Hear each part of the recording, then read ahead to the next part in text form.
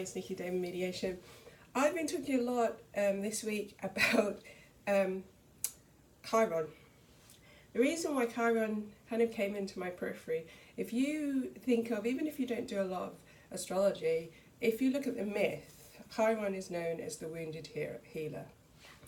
And it sticks in my claw, and I'll tell you why it sticks in my claw.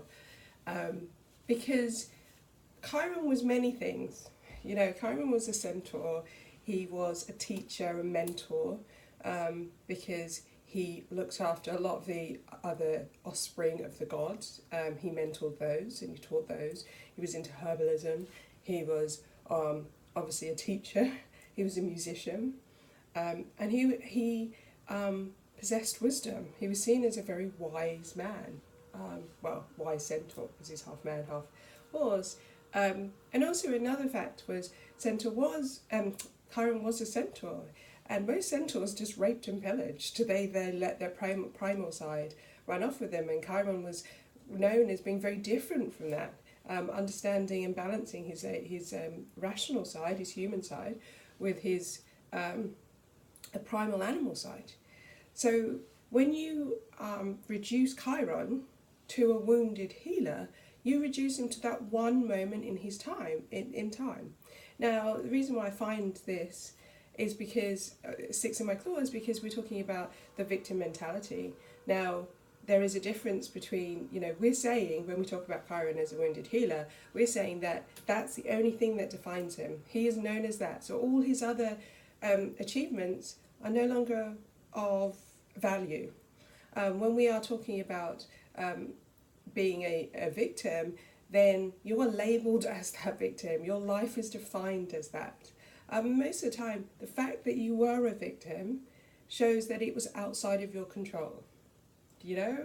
So why are we allowing other people to define who we are by sticking a label on ourselves? Because often we're sticking this label on ourselves.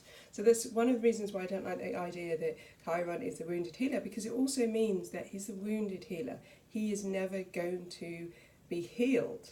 And there's this theory that Chiron is your wound that you can never heal, and again sticks in my claw because it takes the power away. It says that actually you're always going to be that wound. You're always going to be driven by that wound. That wound is always going to define you. Now, anyone that's been a victim at any point in their lives understands how much being a victim takes away your power. And one of those steps to reclaiming is understanding that although you were a victim at that moment, you now have to take your power back from that situation or that person. And I just don't like when we turn around and we label something. I think it's very different when, I like to say that anyone has acknowledged that they were a victim and then is taking steps forward in any form, whether it's just baby steps, whether you're near the middle or end of your journey, whether it's, that wound is pretty much healed and you don't actually have to even, speak about it because it's, it's done. It's the fact that there's a difference between being a victim and being you were a victim. You are a victim or you were. Present tense, past tense. As soon as you take one of those small steps, as I said, whether you're right at the beginning, middle or end of your journey, you can say you were a victim. So at that moment you were a victim, but now you're not. And that is extremely powerful because it's about taking your power back. It means that you're not willing to be defined by that label of victim. It means that you are moving forward and you are going to get beyond it. It doesn't mean that's easy. If it was easy, everyone would do it.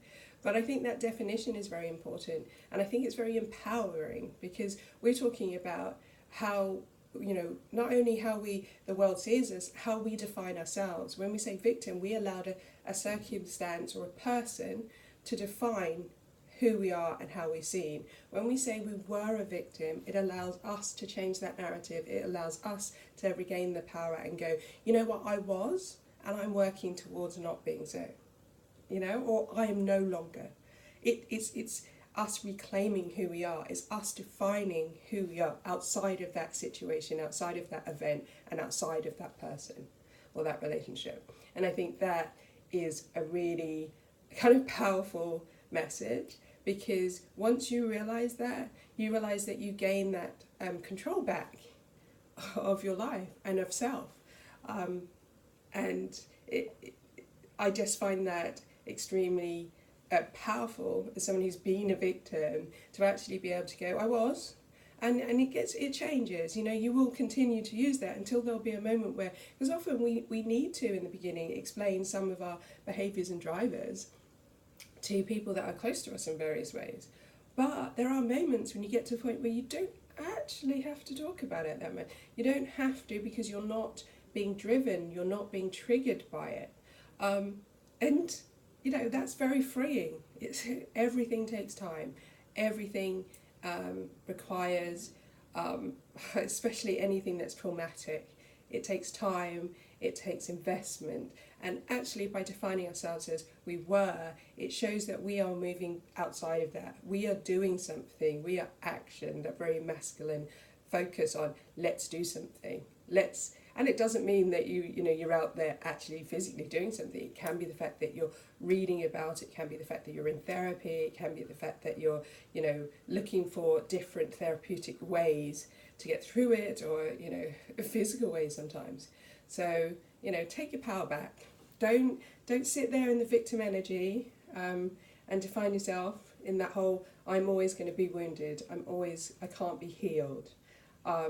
Just, get back in control, and words are very important in this. So the question is, are you a victim or were you a victim? And I hope that a lot of you now are kind of looking at it in a different way and understanding how powerful that is to change the way you're talking about it. But also give yourself a pat on the back. If you were a victim, you've done so much hard work, because a lot of the time, even though it probably seems easier now when you're kind of middle or end of your journey, taking your first few steps, there's a lot of people who don't do that and who will be victims till they die, or they're people who kind of go, you know what, I'm tired of it, I'm actually going to do something about it. So it's got to be applauded. So all of you who were victims, I applaud you, and I think that and I say that from somebody who was, it's a hard journey, and I hope this message resonates with you, and I hope you find some kind of power and control from that.